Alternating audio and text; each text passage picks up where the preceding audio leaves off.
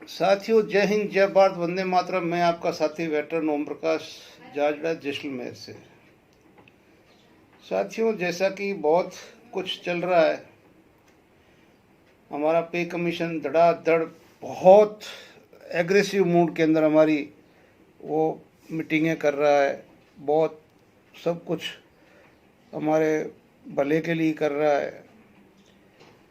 और लोग हैं जो बोर्डों के ऊपर आपको कितना क्या मिलेगा अच्छी तरह से समझा रहे हैं। जब तक ये पे कमीशन आएगा तब तक पता नहीं आपकी तिजोरियां कितनी बार भर जाएगी, आपकी तिजोरियां कितनी बार भर जाएगी। लेकिन आज 5वां महीना चल गया है, अभी तक आपका पैसा है वो मुद्रा बाजार में ब्याज के लिए पड़ा हुआ है। अभी तक वहां से लेके उसको आपके खातों तक पहुंचाने के लिए कहते हैं कि आदेश हो गया है, लेकिन जो हमारा पीडी है, जो हमारा पे डिस्ट्रीब्यूशन एजेंसी है, वो यही बोली अभी हमें तो आदेश नहीं मिला कि हम आपको बढ़ा हुआ 2% डीए देते हैं।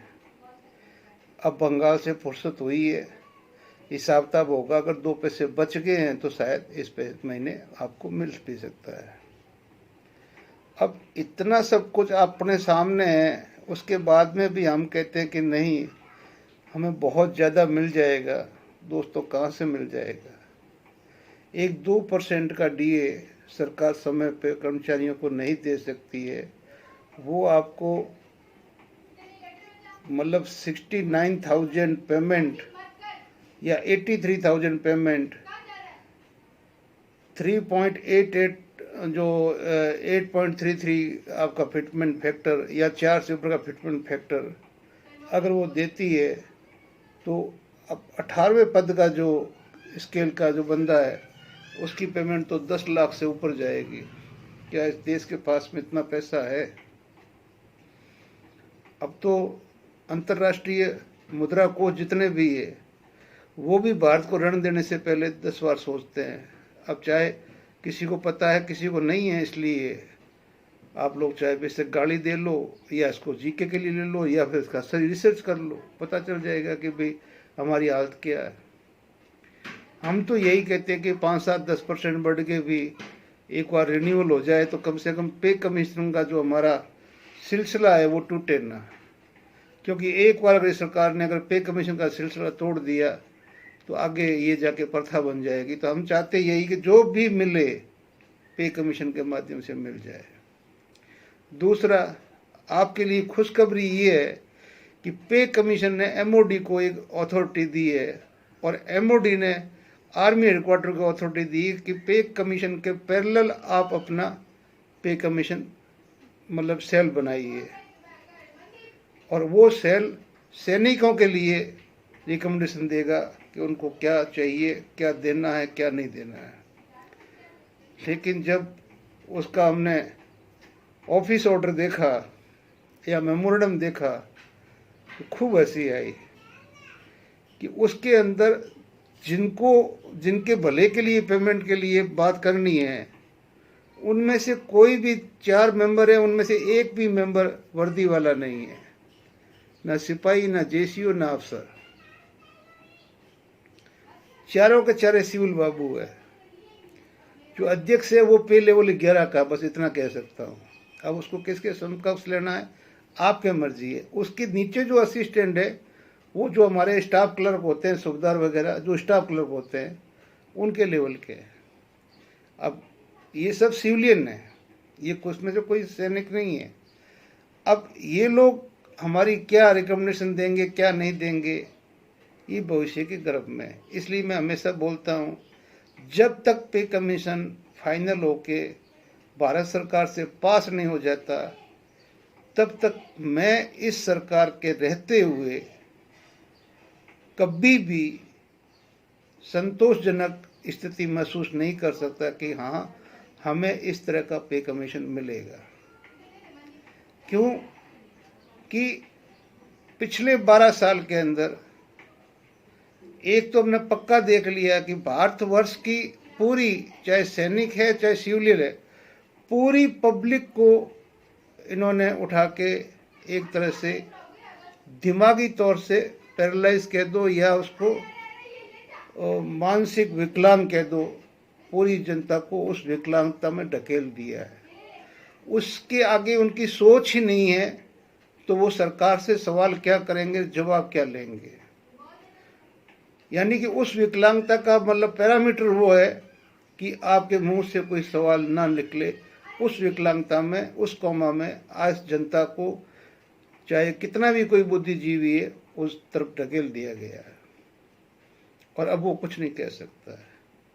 और बाकी सब कुछ आपके सामने है, कुछ कहने की जरूरत ही नहीं है। क्या कहना है? अब हमारे को सैनिकों को टोल टैक्स माफ नहीं है। सैनिक छुट्टी आता है, ऑन सर्विस है, बुम लगाता है, वो दिखाता है, लेकिन वहां पर उसको मार पड़ती है। लेकिन एनएचआई ने लेटर जारी करके जो पुलिस फोर्स है उसका है जो टोल टैक्स माफ कर दिया।